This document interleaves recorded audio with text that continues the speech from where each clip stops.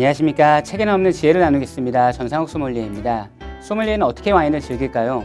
마지막 시간으로 와인 추천을 해드리고자 합니다. 좋은 음식과 나쁜 음식이 있을까요? 당연히 없다고 생각합니다. 와인 또한 마찬가지라고 생각합니다. 좋은 와인과 나쁜 와인이 있을까요? 그것보다는 좀 더 어울리는 와인과 어울리지 않는 와인이 있다고 생각합니다. 그러한 관점에서 계절별로 어울리는 와인을 추천해 보도록 하겠습니다. 첫 번째로 봄에 대해 이야기해 보겠습니다.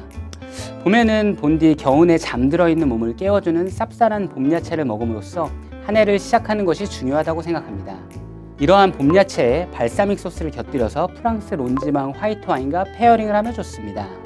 론지방은 우리나라 문경시 정도의 행정구역이며 지리적으로도 비슷한 위치에 자리 잡고 있습니다. 론 AOC는 크게 세 가지로 나뉘어지는데요. 가장 큰 개념인 꼬띠디론 AOC는 론 지역 어디서나 허용된 품종으로 재배하면 받을 수 있는 원산지 표기명입니다. 그리고 좀 더 소규모 마을의 개념인 꼬띠디론 빌라주, 마지막으로 론지방 최고의 와인 등급인 끄르 꼬띠디론이 있습니다. 저는 주로 꼬띠디론 AOC인 이기갈 꼬띠디론 블랑을 선호하는데요. 아무래도 프랑스 론지방 3대 와이너리인 만큼 큰 규모와 양질의 와인을 대량 생산하는 와이너리입니다. 오직 론지방 와인을 생산하는 전문 생산자이기도 합니다. 발사믹을 더해 산미가 도드라지는 봄야채와 제철 쭈꾸미 숙회를 이기간 론 블랑과 페어링하여 드시기를 추천드립니다. 해산물 특유의 비릿한 향과 맛이 흰색 계열의 과실향으로 바뀌는 경험을 하실 수 있습니다. 두 번째로 여름에 대해 이야기해 보겠습니다. 여름에는 꼬들꼬들한 질감의 제철 전복, 그리고 소라와 샴페인을 추천드립니다. 샴페인은 프랑스 쌍파뉴 지역에서 만든 스파클링 와인만을 샴페인이라고 합니다. 쌍파뉴 지역은 태백시 정도의 행정구역이며 지리적으로도 비슷한 위치에 자리 잡고 있습니다. 쌍파뉴 발음의 미국식 발음이 샴페인인 것인데요.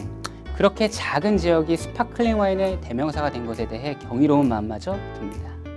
레드 품종인 피노누아, 피노메니아, 화이트 품종인 샤르도네이를 블렌딩해서 만듭니다. 화이트 품종인 샤르도네이만 넣어서 만든 샴페인은 블랑드 블랑이라고 하고 보다 섬세한 샴페인을 만듭니다. 레드 품종 두 가지를 블렌딩하여 만들면 블랑드 누아로서 상대적으로 강건한 샴페인이 탄생합니다. 붉은색 장미를 연상케 하는 로제 샴페인도 있는데요. 프랑스 AOC에서 샴페인 지역만 유일하게 레드와 화이트를 섞어서 로제를 만들 수 있는 유일한 지역입니다.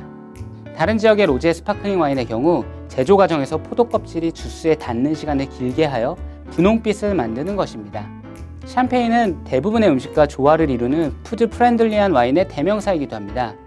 개인적으로 당장페이 불이라는 샴페인을 좋아합니다. 가성비 훌륭한 샴페인인데요.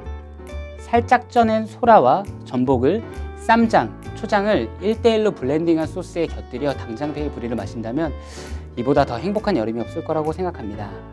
초장은 너무 맵고 달아서 와인과 페어링이 어렵지만 쌈장과의 블렌딩을 통해 좀 더 라운드한 질감의 소스로 변해서 샴페인과 좋은 마리아주를 선보입니다. 세 번째로 가을에 대해 이야기해 보겠습니다. 가을에는 대화와 굴을 부르고뉴 화이트와 드셔보시기를 추천드립니다. 부르고뉴는 미국에서 버건디라고 부르기 시작하여 세계적으로 버건디와 부르고뉴라는 두 가지 지명으로 불리고 있습니다. 버건디 컬러라는 색상이 있을 만큼 하나의 브랜드가 되었는데요. 부르고뉴는 충주시의 3분의 1 정도 크기의 행정구역이며 지역적으로도 비슷한 위치에 자리 잡고 있습니다. 부르고뉴 AOC는 레드는 피노누아, 화이트는 샤르도네이가 대표적입니다. 신세계의 선이 굵고 과실량이 뚜렷한 샤르도네이와는 차별화된 섬세하고 복합적인 샤르도네이를 생산합니다. 추천드릴 부르고뉴 와인은 루이 라뚜르라는 네고시앙에서 만든 화이트 와인인데요. 네고시앙의 의미는 소규모 생산자와 계약을 해서 포도를 구입하여 와인을 만드는 회사입니다. 그러므로 직접 포도를 재배해서 병입까지 하는 와이너리에 비해 보다 상업적이고 품질이 떨어진다는 선입견이 있습니다. 하지만 루이 라뚜르의 경우는 1797년부터 회사를 설립하여 판매하였고 부르고뉴 전문 네고시앙인 만큼 때려야 대한 철저한 이해를 바탕으로 가성비 훌륭한 부르고뉴 와인을 판매하고 있습니다.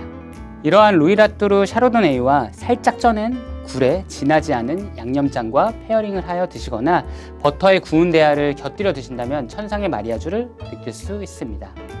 마지막으로 겨울에 대해 이야기해 보겠습니다. 겨울에는 따뜻한 뱅쇼를 추천드립니다. 뱅쇼는 와인을 의미하는 뱅과 따뜻함을 의미하는 쇼가 만난 합성어입니다. 저는 호텔에서 근무할 때 겨울에는 꼭 뱅쇼를 프로모션해서 판매했었는데요. 과실량이 도드라지는 뱅쇼를 크리스마스 재즈와 페어링을 해서 마실 때면 스스로 행복하다는 생각을 했던 기억이 납니다. 뱅쇼는 유럽의 지역마다 만드는 방식이 다양해서 정석이라고 불릴 만한 레시피는 딱히 없다고 보여집니다. 제가 집에서 만들어 먹는 레시피를 공유해 드리겠습니다. 우선 너무 탄닉한 레드와인보다는 라이트한 레드와인으로 뱅쇼를 만드는 것을 선호합니다. 뱅쇼는 끓여서 만드는 것이기 때문에 너무 바디감 있는 와인으로 뱅쇼를 만들면 밸런스가 맞지 않는 음료가 되기 때문입니다. 그리고 고가의 와인으로 만드는 것을 지양해 주시기를 부탁드립니다. 보당과 첨가물이 많고 끓이는 과정에서 와인의 캐릭터가 보존되기가 어렵기 때문에 가장 저렴한 데일리 와인으로 만들어 주시면 됩니다. 우선 사이다와 라이트 와인, 레드 와인을 1:1로 섞어서 넣습니다. 사과, 귤, 오렌지 그리고 소량의 레몬을 넣고 설탕으로 당미를 보충해서 끓여서 만들어 주시면 됩니다. 와인이 어느 정도 끓기 시작하면 팔각 한 조각과 계피 스틱 하나를 넣어서 보다 입체적인 음료를 만들어 줍니다. 총 20분 정도 끓여준 후에 식혀서 냉장 보관했다가 커피잔 한 잔 분량을 덜어서 끓여서 드시면 됩니다. 겨울 제철 귤과 같이 드셔도 좋습니다. 그 이유는 귤을 넣고 끓였기 때문에 성분과 맛의 페어링이 상당히 좋습니다. 첫 수업부터 강조했듯이 와인은 하나의 음료이고 넓은 의미의 음식입니다. 그렇기에 이것이 정답이다라고 단언할 수 없는 분야라고 생각합니다.